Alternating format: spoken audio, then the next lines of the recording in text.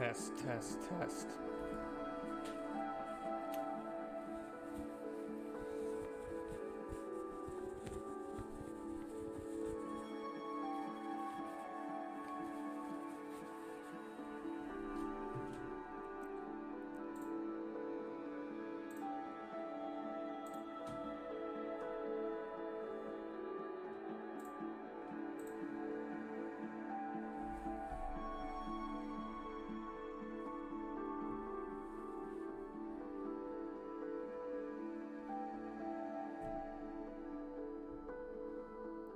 Good morning, Chin. Good morning, Jenna. Good to see you.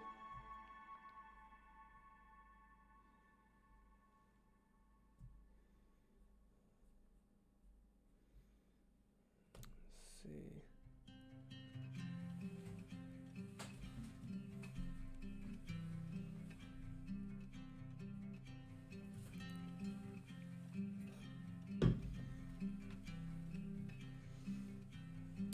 Happy Wednesday. Good morning, Belkut.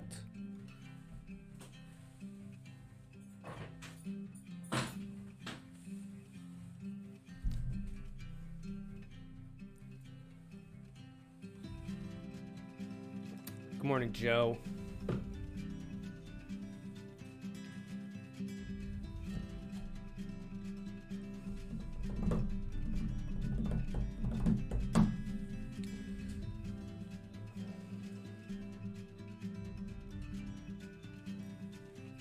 It's overcast, but it's still warm.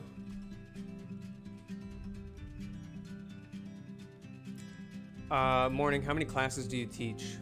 Do you mean like this semester? This semester I'm teaching 3. Good morning, Chimney Stacks. I do road vehicle dynamics. Oh, in an academic year?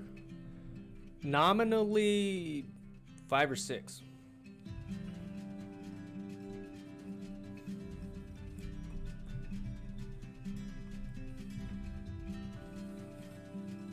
Sheesh. It's all right. I enjoy it. I mean, the more you do a class, the smoother it gets. It's very hard at the beginning. And it's very hard the second time doing a class. It's also very hard the third time doing a class.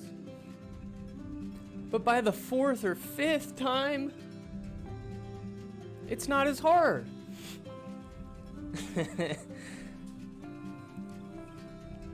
Good morning, Hash Brown Swag.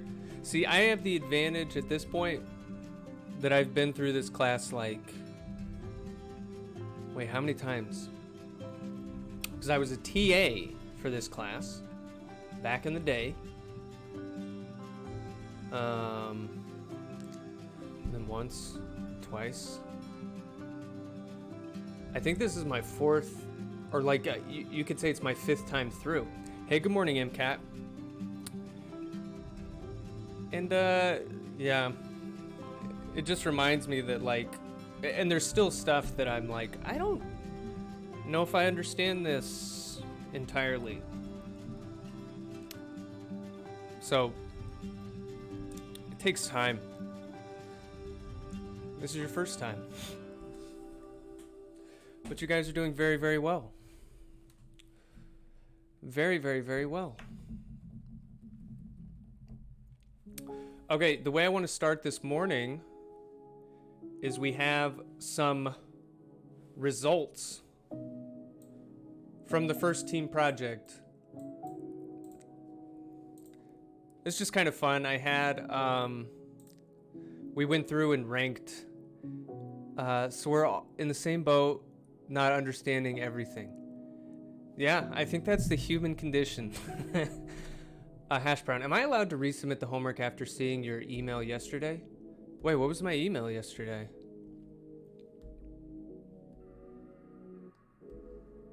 Did I send, what did I do yesterday? I can't keep track of it. Okay. The mistake in the code along Oh, sure. Wait, because the deadline hasn't even passed yet, right? For this homework submission? Oh, yeah, something about in Delta. Isn't our homework due on like Friday or something? You can keep resubmitting until the deadline. So of course, yeah. Okay, check this out.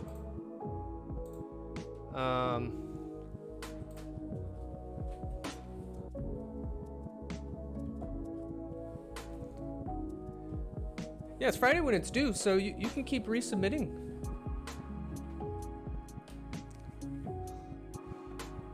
Oh, Hank, send us that link on Discord. Okay, we went through the submissions, and this is just for fun. We looked at the teams with the fastest times. Actually, I think because I went through the top 4 after I got this list to like look at the different strategies, because it's fun. Like, people did very different things, very different approaches. But I think group 3, I think they're DQ'd. I mean, or this third place group, because I think they had their first gear ratio was like 9 or something, but the limit was 4 or 5, right? So I think this group gets third place. Let's check out some strategies.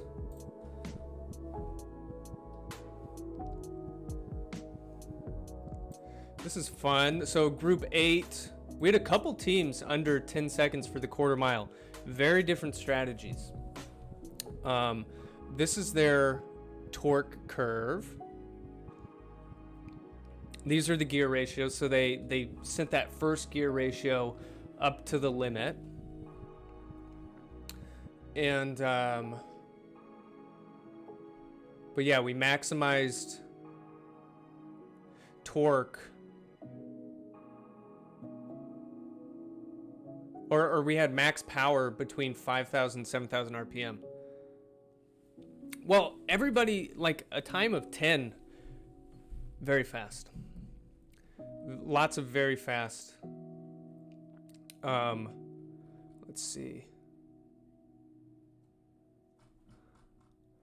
Oh, and this is interesting. Like, a lot of groups, or a couple of these top groups did this. They, at 8,000 RPM, which is the max, they brought it back down to 0 instead of having some torque and power at that high RPM range. Let's see. So that's interesting. That's different. We figured that we could completely trash that torque because you upshift before that RPM. Yeah, this is different, because like here's when you go from first to second gear, like at this intersection, and then you actually start to gain acceleration again. It's okay, so second place, look at this. This was one of our graduate student groups, and they took an optimization approach where they built like a cost function, and they built an optimization code and had MATLAB grind on a bunch of different options. And look at this. It only produces torque between 1,000 and 5,000 RPM.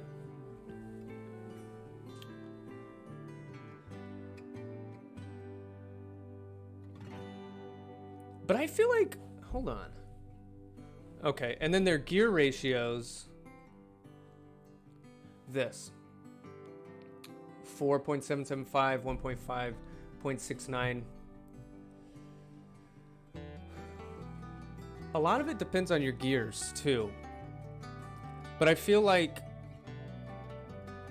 this solution, it doesn't use all of the torque that you could, right? Because I think I imposed a constraint on the cumulative sum of your torque. Does this hit that limit? Is anybody here from this group?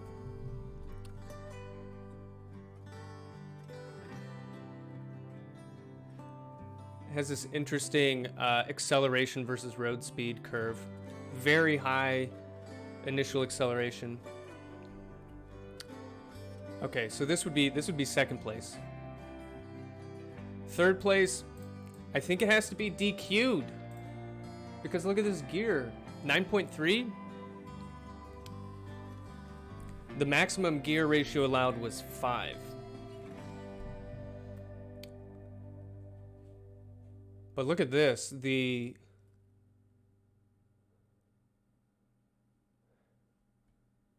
don't have any torque in these lower RPM ranges, and then they pump it up for this range. So I think a lot of these groups, or some of these top groups, use a strategy where they constrained the RPMs over which they're working and just pumped up the values in there. Okay. This one was different. Group 19, which I think is actually third place if the other group is DQ'd. The gear ratios aren't super extreme. They're kind of like middle of the pack. But this is a totally different approach. Like the... Wait, isn't this switched? These axes or these labels are switched because the blue is the power and the red is the torque. But this one, they kind of expanded the torque over the whole range.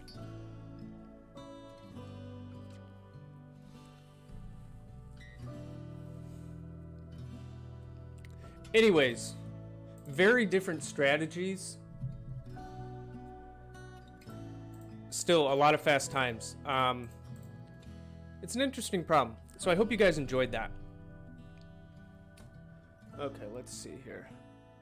Would using this strategy work for real cars? I'm a bit confused as to how you can't have torque or power for some RPMs. Yeah, I mean, it's...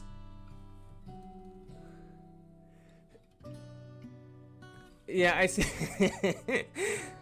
I think it's realistic to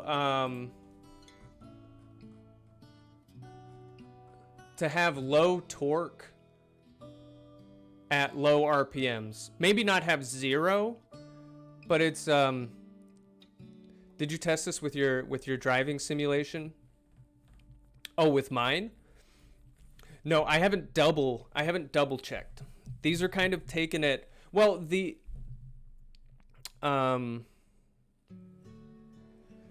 first part of the project is kind of a gate.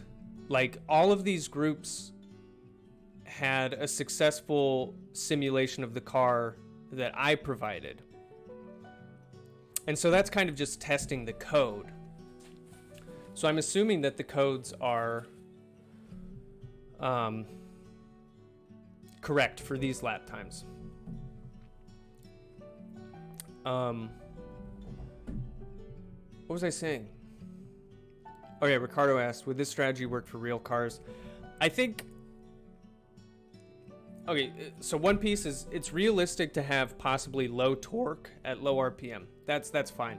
At the higher speed ranges, I think this is more just playing with the constraints. Because I give you... Always wondering, how do you understand all the knowledge points so well and express it in a simple way on all the course? When I turn to a new field, it's always hard to read a textbook and get information I need by myself. Oh, thank you. That's very, that's very kind of you. I appreciate it. Yeah, I try to explain it clear. Don't always do a great job, but I spend a lot of time struggling through the textbook like you do until I bang my head against it enough that I feel like, oh, that makes more sense. And then that's how I explain it. Okay. Anyways, all that to say, There's lots of different approaches. I thought it was cool to read some of these responses and see how your strategies changed. And I don't know. I hope you enjoyed working as a team and just showing the top times. It's just for fun. It's just for fun. Okay.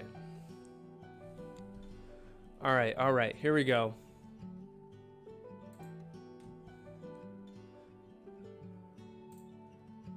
Here we go. I'm pulling up my cheat sheet for today.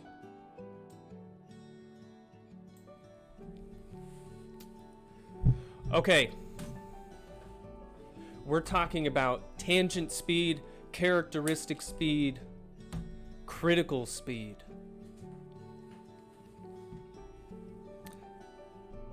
All right. So each of these is an important way of describing the cornering capabilities of a car. And so we'll go through these one by one. It's good to know what these are. And what we're going to do is we're going to define each of these speeds for the BMW M4. So let's talk about the M4 a little bit. I think this is the 2016 M4, maybe. So, okay, it has this mass, it has this wheelbase, 2.81 meters, and 52.6% of the weight is towards the front. So that means the CG is a little bit pushed towards the front tires. And based on that, you have LR, the distance from the CG to the rear axle, and then you also have LF. All right, now these parameters we got an estimate for. Last time we looked at this road and track test, and we looked at their skid pad results, and we made some assumptions, like if it can generate 1.05 Gs of lateral acceleration on a 300-foot diameter skid pad, and if they say that it handles mild understeer. Well, I made some assumptions, and I calculated, okay, maybe this is a decent estimate of the cornering stiffness at the front and the cornering stiffness at the rear. And just looking at the tires that they put on this vehicle, we noticed that the rear tire was a little wider, the sidewall was a little shorter, and I think that does point to a tire with a little bit more cornering stiffness. Okay, so we also calculated the understeer gradient, and if the understeer gradient is greater than 0, it indicates that this is an understeer vehicle. Okay, so we're dealing with the M4. It's like a mildly understeer car. Let's talk about what the tangent speed is. Turn down this music a little bit. Okay, the tangent speed is the speed at which the nose of the vehicle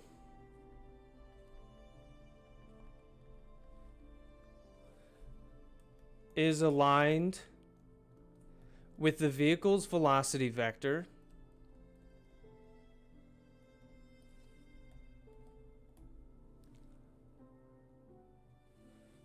so that means the body x vector is aligned with the velocity vector of the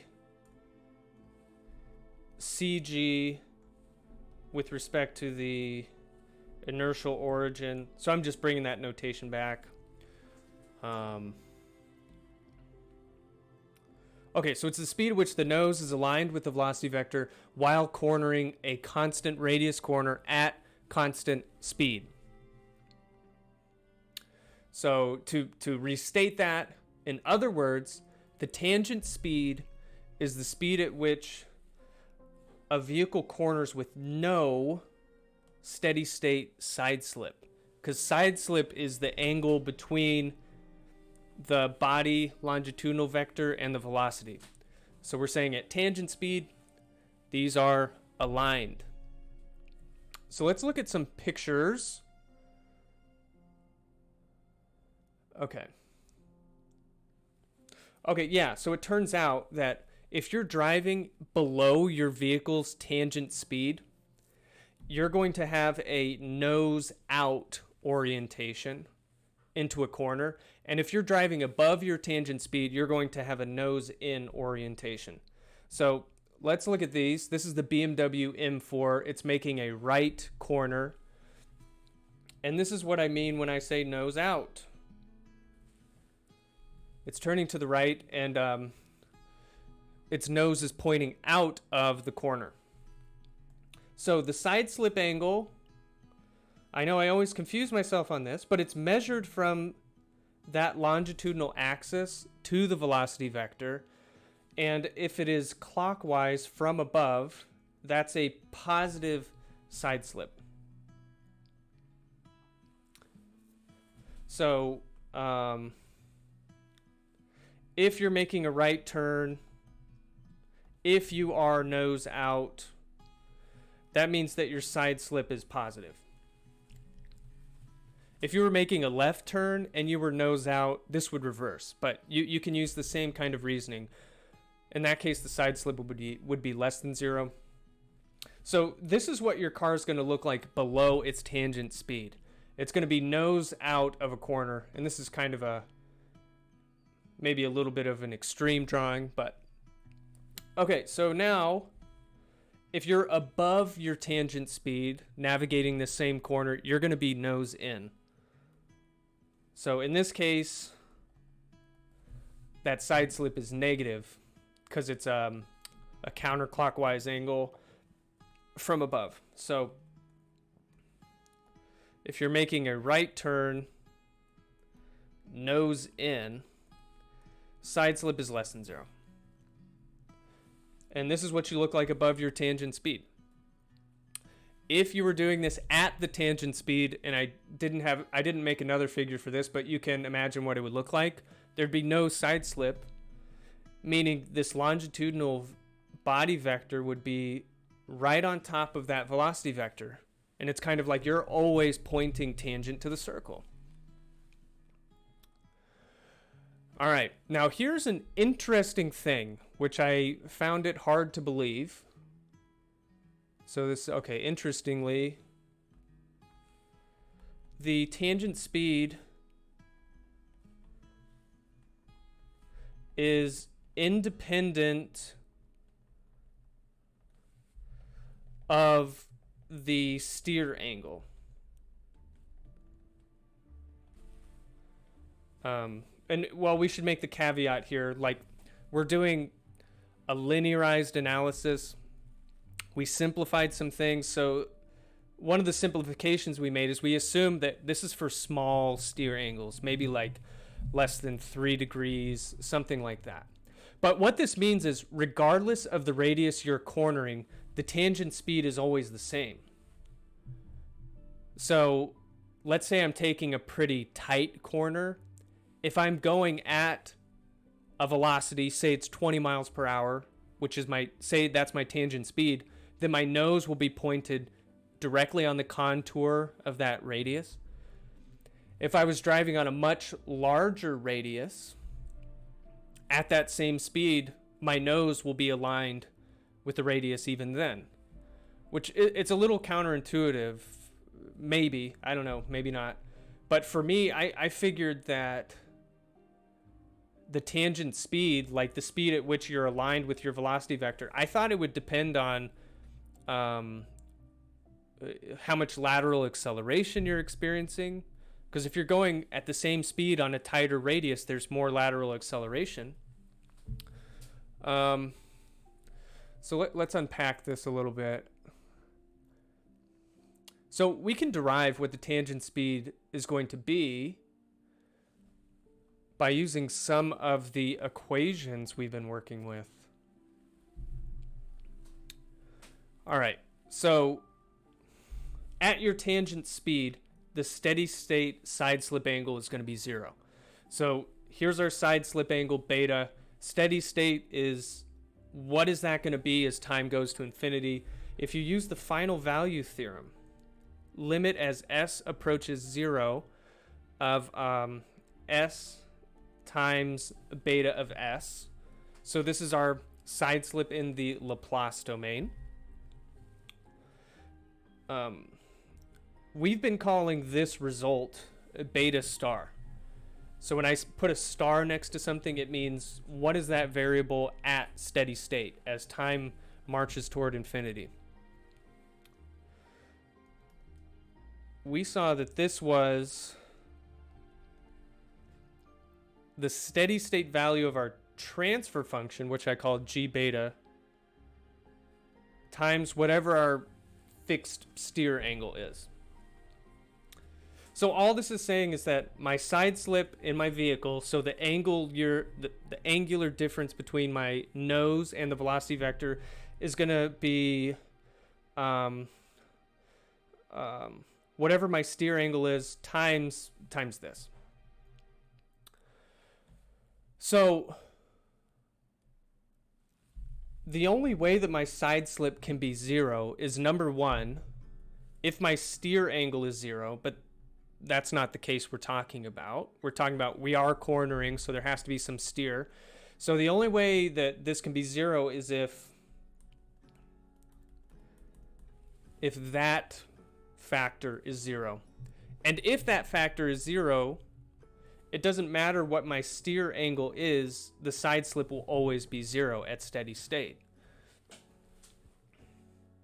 So that's kind of where this tangent speed comes from, that at the tangent speed, it doesn't matter what the steering is, the steady state value of my side slip is going to go to 0 because it depends on this term that's going to be always 0. So this is what that g beta expression is. So at the tangent speed, this will be 0. So what I did in here, v sub t is tangent speed. And so you see that term pops up in here a couple times. So if this is going to go to 0, the numerator must be 0. So at tangent speed in delta yr minus mvt y delta nr, that's got to go to 0. So be careful though, because you see vt just shows up once here, right? So you might think, okay, I'll just solve for vt and then I'm done. But it's a little trickier because this yr and nr, these are actual, these are functions of the vehicle velocity as well. I can't remember exactly what the expressions are, but it has like 1 over v times like something. So if you substitute in, oh, here we go. So in delta is this, yr is this. So yeah, that's where the vt comes up. It's in the denominator. Y delta is just this, and then nr is this stuff. So, okay, when we expand that out, now we have some other vt terms. Okay, so now we're gonna grind through this a little bit. So if we multiply everything by vt, that'll cancel some things out, right? And then everything's multiplied by C alpha F, the front cornering stiffness. So we can divide by that as well. Let's see, what are we going to get?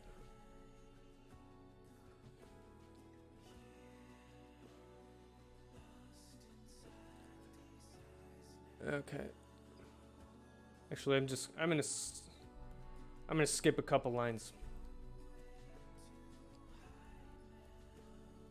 But you'll get this, C alpha R times LR times LF plus LR minus M times the tangent velocity squared times LF equals 0.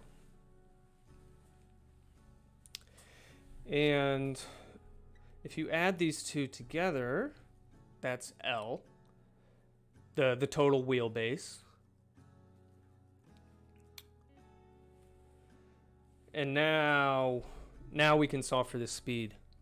So the tangent speed for a vehicle, the speed where its nose is pointed along the velocity vector,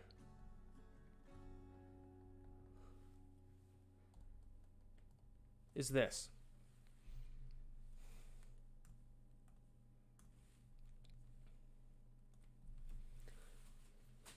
So it depends on how heavy your car is, how long its wheelbase is, how the weight is distributed, and how grippy your rear tires are. So cornering stiffness is some like measure of how grippy it is.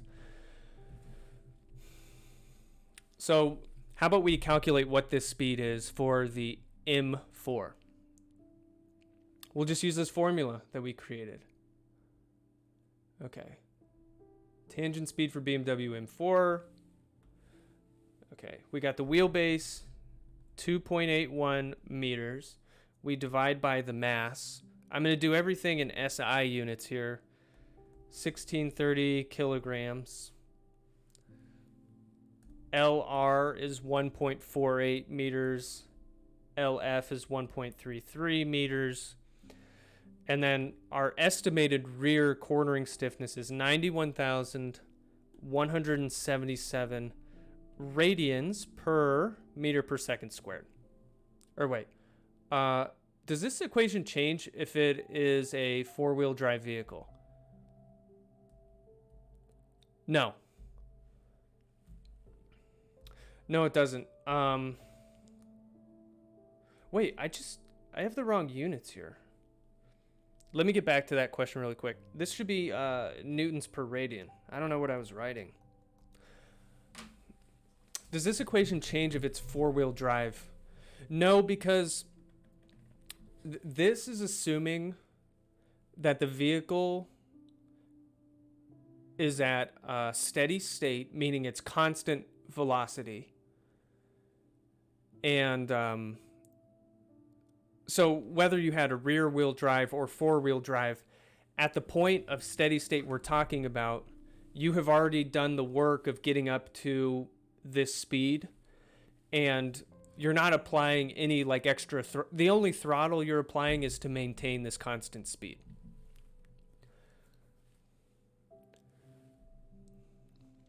Yeah, I think you're getting at like, why is it that only the rear tire is like showing up here? And it's a little, yeah, just plug this into the homework code and it checks out. It's very interesting. It's very interesting. If you do this, so for the M4, it's 13.21 meters per second, which is 29.5 miles per hour, like almost 30 miles per hour. Now, this is the crazy part. So I want to show you two plots down here. I'm going to drive at this tangent speed in the M4, and I'm going to apply very different steering inputs. So we're cornering on, when you're steering this much, you're on a very tight radius, and when you're on this one, you're on a wider radius circle. So let's look at 1 degree of steering first. That's here on the left. And here I have two lines on here. The blue line, which is the most important one for tangent speed. This is the side slip angle, beta. And if you look like really, really close, when you initialize this turn, there's a little bit of side slip, but then it goes back to 0 at steady state. So the limit as time goes to infinity of our side slip is 0. This yaw rate, R, in degrees per second, that's just indicating that our vehicle is navigating a corner. It's rotating. Okay, so we're going at the tangent speed, so like 30 miles per hour in the M4. What if I crank the steering quite a bit more? So now we got 5 degrees. Okay, initially,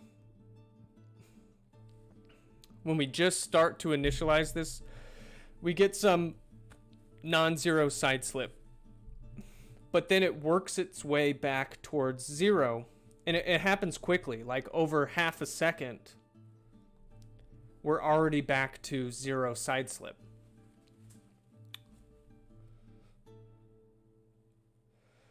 So it's pretty interesting. It's pretty interesting.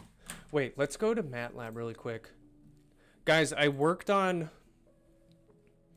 you know how we made a code that does an animation? So I worked on mine a little bit, and it looks even cooler now. Because I added like skid lines and stuff. Wait, I'm just fixing something. At our tangent speed. Let's see what I want to do. We'll do 1 degree of steering. Let's run this. Is this going to work?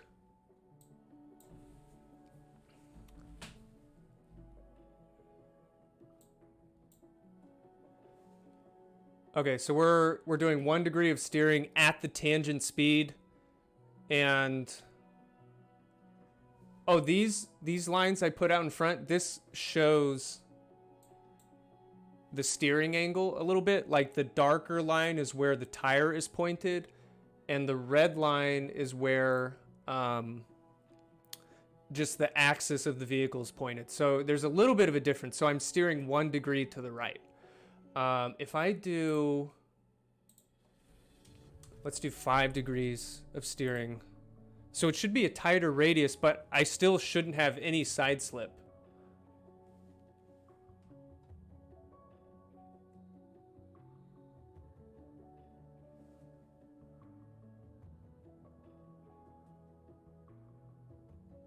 That's the tangent speed.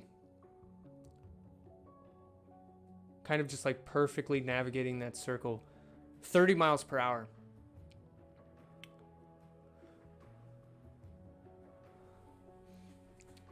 Okay.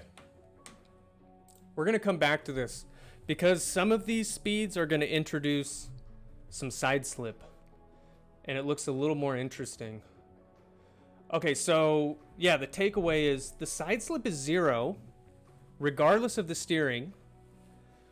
The yaw rate, the lateral acceleration, depending on the steering, those are very different.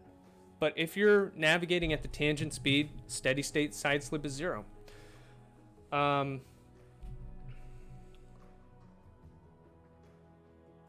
There we go. Let's talk about characteristic speed. This is a different one. Now, the characteristic speed is only for understeer vehicles. It's not for neutral steer. It's certainly not for oversteer. Okay, the characteristic speed is the speed at which an understeer car, your car, whatever you're driving right now, that's definitely understeer. The car produces the maximum yaw rate per steer angle.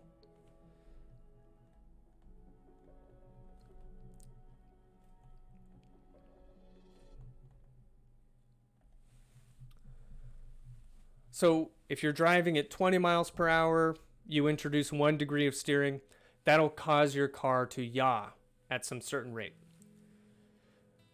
The at different speeds, that 1 degree of steering is going to generate different yaw rates.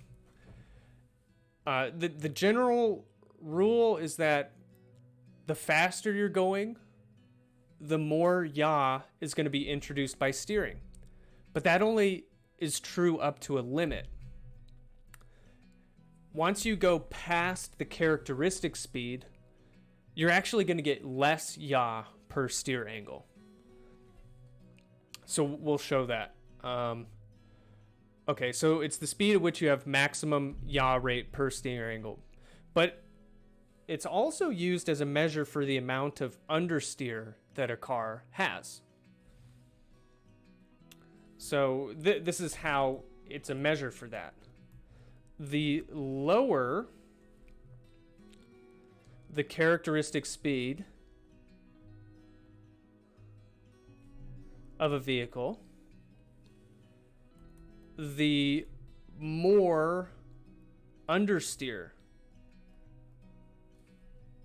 that car is. And just to give you like a figure, the characteristic speed of most passenger cars is somewhere like ballpark, it's probably 40 to 50 miles per hour. Maybe a little higher. So around 40 to 50 miles per hour, that's when you're going to get most yaw per steering in your typical passenger vehicle. The lower that speed is, the more understeer that car is. The higher that speed is, the more neutral steer. Maybe the more sporty your car is, a little better at cornering. Okay, so just like we did for the tangent speed, we're going to try to get a general expression for the characteristic speed of an understeer vehicle. And we're going to have to do a little bit more work, but it's the same kind of idea here.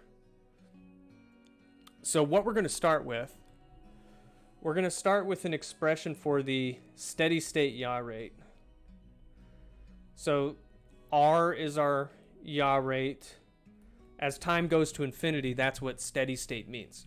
So this is just final value theorem, the S domain. So here's our steady state yaw rate, R star. And it's related to our steering by this transfer function at steady state. So mathematically, the characteristic speed, so it's the speed where we get most yaw per steering. So it's the speed at which this ratio is maximized. For some steering, I get more yaw. And this is what that function is. So basically, we want to make this as big as we can. And that's how we'll find the characteristic speed.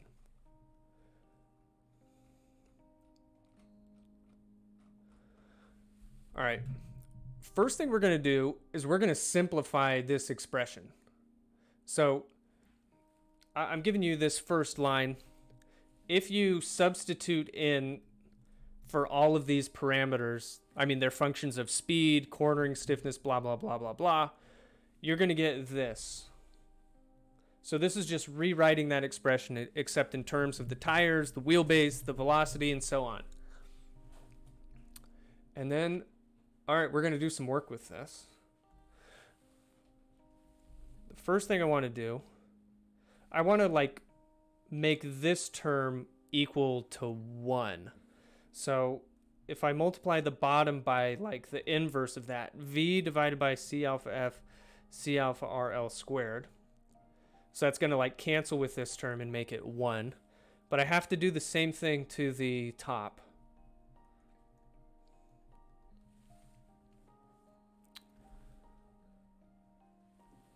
So if we do this, okay, so this will be equal to, so looking at the top, let's see, this will cancel with this. This L will cancel with one of those L's. So I'm going to get V over L on the top. And then on the bottom, just as we designed this first term is going to go to 1. And then this one's going to become C alpha R L R minus C alpha F L F over C alpha R C alpha F. And then I'm going to break this up a little bit, times M over L. And I'm doing this for a reason. Okay, times M over L times V squared over L. I think that's right. Yeah. Okay, this is why I broke up the denominator in this way. This term right here, this is the mathematical definition of the Understeer gradient, which we just abbreviate as UG. So if you're an understeer vehicle, UG is going to be greater than 0. If you're oversteer, UG is going to be less than 0. If you're neutral steer, UG is precisely equal to 0. So if we account for that, and we know the understeer gradient of the Bmw M4, or at least we guessed it. We made an educated guess. Okay, UG over L times V squared. So that's just simplifying this, accounting for the understeer gradient. Now this term is used in vehicle dynamics. We have the understeer gradient, but it's also popular to use the understeer gradient divided by L. And this is defined as the stability factor of a vehicle. You take the understeer gradient and you divide it by L, and that's called the vehicle's stability factor. And we use the variable capital K. So capital K, by definition, that's what that triangle equals means. It's the understeer gradient divided by L, which is the wheelbase, the distance from front axle to rear axle.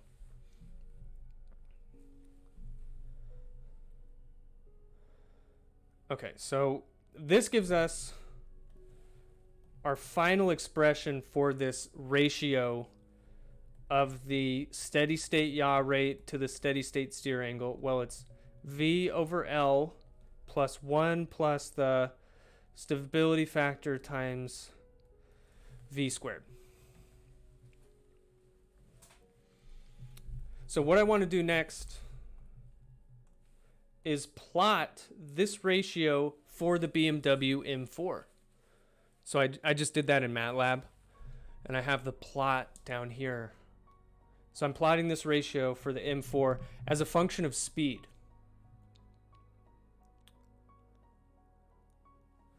So yeah, this axis is steady state yaw rate per steer angle. On this axis is my speed. And you see that generally, as you go faster, you get more yaw per steer angle that you put in. But that maxes out, it looks like right about here.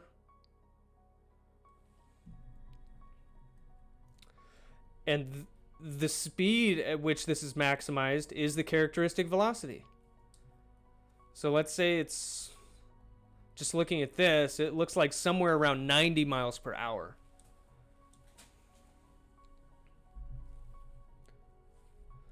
So here's our max GR. So whereas I said like most passenger cars, this maxes out around like 50 miles per hour. For the M4, it's more like 90 miles per hour. And like a sportier car, it's probably going to be a higher speed. Now, for a car that maxes out around 40 miles per hour, it generally has a smaller peak too. So it looks something like this. So usually a car with a lower characteristic velocity, it just generally has, you have to steer more to generate as much yaw. You don't have as much, you don't have a very big ratio here. Okay, so, all right, this is running a little low on time. How much?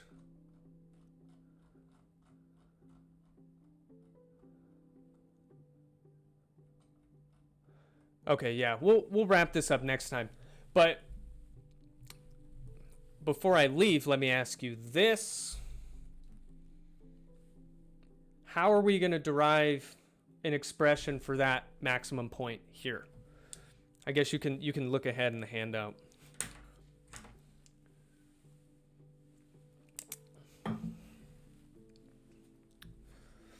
Oh wait, let me show you, let me give you a preview of something here. I want to show you what I did with my code. I added like these skid lines.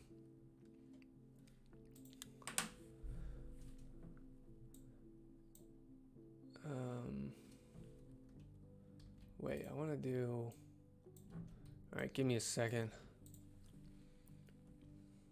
Take the derivative, set it equal to 0. Thank you, Ricardo. That is the answer I was looking for. If you want to solve for an expression for this characteristic speed, you need to take the derivative of this ratio with respect to velocity. When you get that derivative, that's the slope of this line. The maximum is going to happen when the slope is 0. And we're going to get a very elegant expression for the characteristic velocity.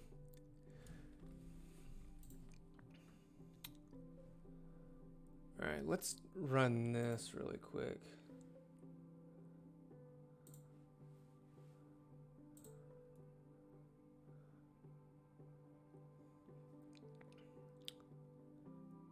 Okay, I think this is, yeah, this is low speed. I think this is still at the tangent speed. And now I'm doing a sinusoidal steering pattern. So you can see like the steer angles changing. I'm steering to the left, and then I'm working my way back to center. Let's pump up the speed though.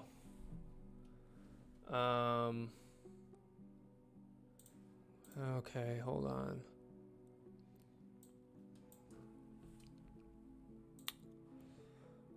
We're gonna pump up the speed to 80 miles per hour.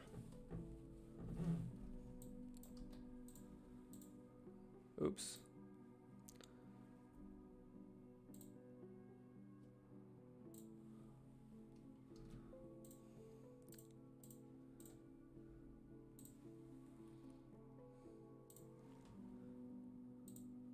Okay, now we're going 80 miles per hour. Oh, actually, this doesn't look as good. It's making dots.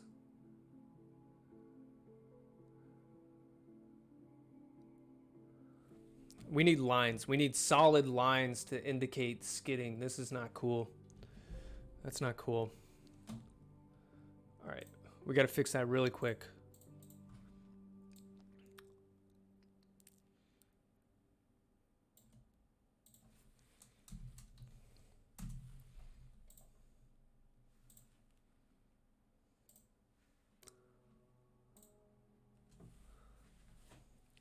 There we go.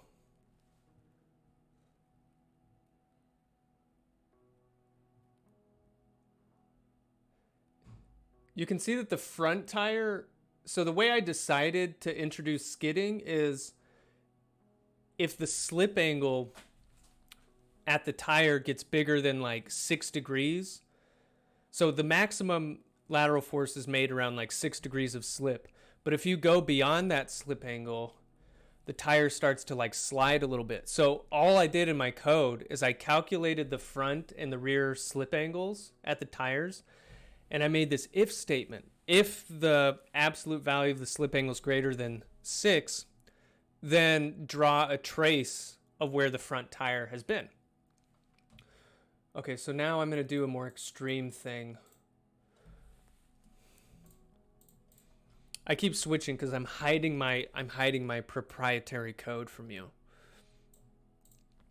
It's very top secret, as you can see. Okay, this is what I'm doing, and this is what we're gonna do Friday. But we're gonna inflate the rear tires so much that the cornering stiffness goes down. When you overinflate your tires, the cornering stiffness, the grip actually reduces. So we're going to do that to the rear tires, and we're going to make this more oversteer, and I'm going to go 80 miles per hour, and we're going to see what the heck happens to this vehicle.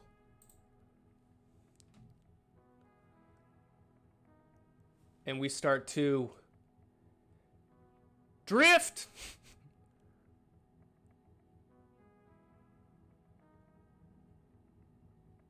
And actually, yeah, both the front and rear tires are saturating, but notice the rear tire starts to skid a little bit before the front. Like the rear tire's gonna, oh, maybe the front tire did it that time. All right, let's pump up the speed, and then we're gonna do this one more time, and then that'll be it. Just because this is really fun. Tokyo Drift. I know we need to change the music. Where's my music?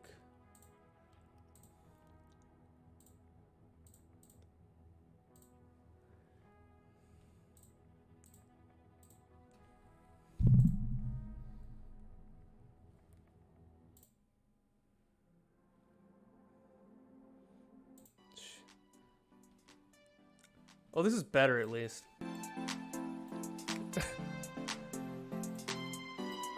Okay, we need to pump up the speed a little bit.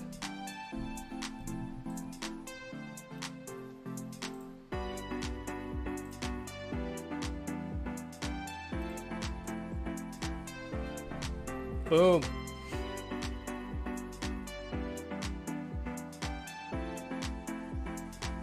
But I'm creating more side slip by reducing the cornering stiffness of the rear.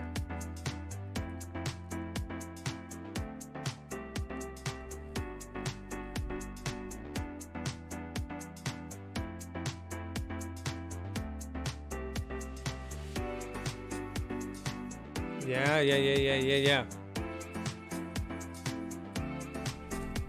So yeah, that's fun. Now using the code, like, because we worked on this code together maybe a week or two ago.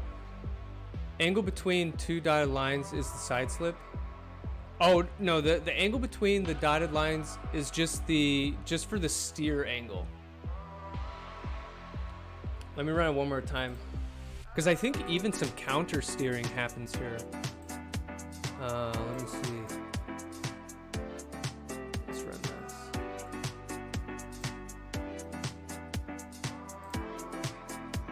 So it's turning to the right. The black line is where the tire is pointed.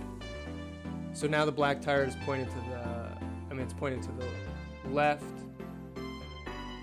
Now it's going to the right again. And that's kind of counter steering right there. It looked like it was in the left corner, but like now it's counter steering.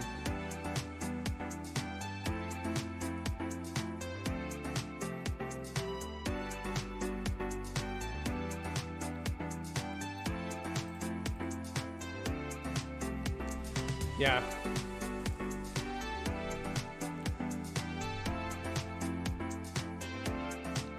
Yeah, I don't know. I spent like an hour with this last night because I was just like, this is too fun.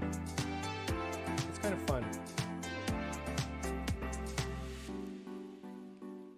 So we'll play with this more on Friday, because the critical speed is related to this. It's for an oversteer car. It's the speed at which your car goes totally unstable. So I think in this configuration that I made, it's around 130 miles per hour. And I'm not totally sure what's going to happen if I do that.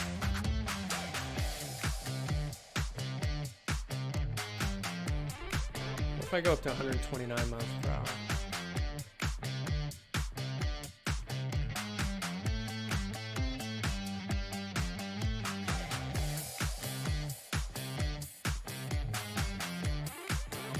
Yeah, it doesn't look, it looks weird.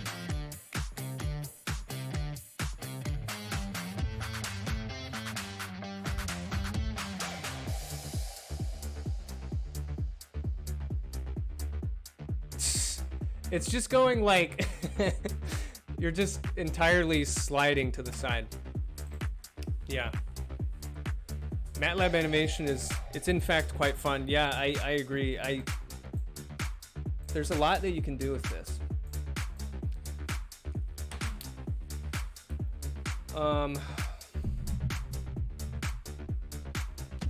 That's it for today, my friends. We'll be back here again Friday. We'll play more with this. We'll talk about critical speed. I'm going to create the next group project. I'm going to try to get that out like Friday or something, but it's going to be related to this stuff. It'll be a team project, and you'll be playing with some of these characteristics on a vehicle. So, hey, have a great day, Barry Bloke. Same groups? No. I know some of you loved your groups to death, but we're gonna randomize it again. Hey, have a good one. Watch that video when you get a free moment. Did you put it up on Discord?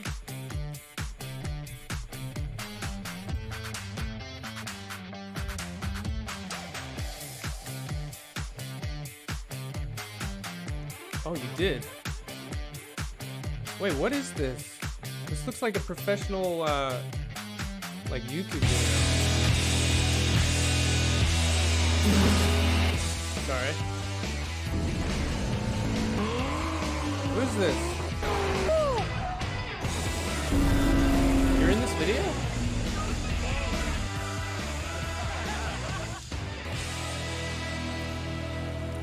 Frank, where are you in this? Oh wait, that's you!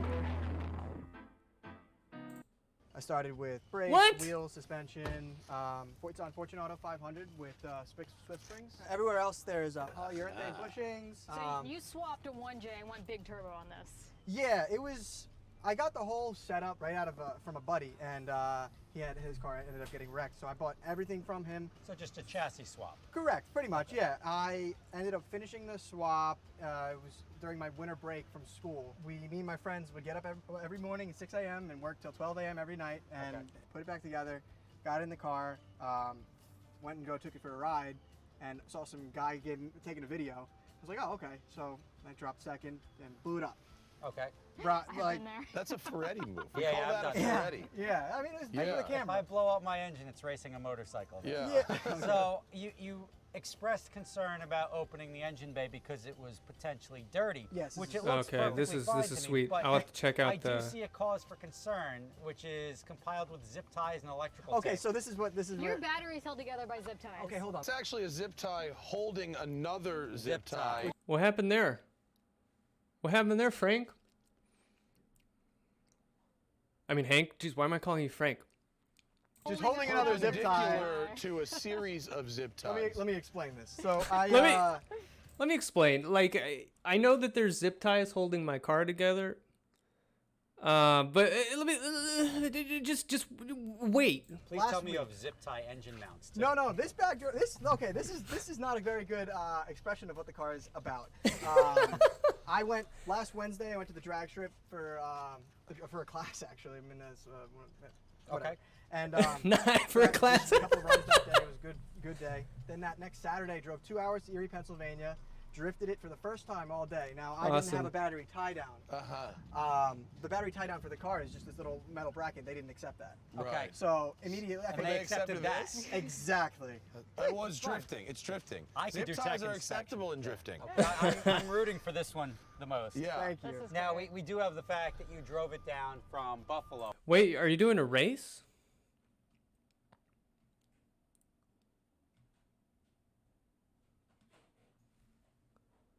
That's amazing. Oh, next episode? Oh, this is so cool. Okay, I'll have to watch the rest of this. Dude, that's that's awesome. Wait. Let me explain. Zip ties. Oh, that's awesome. Thank you for sharing that. That's really, really cool, Hank. I'm glad you could do that. That's fun. All right, guys. It worked. Yeah, I mean, you're an engineer. You gotta do what works. All right, guys. Have a great Wednesday. I'll see you Friday.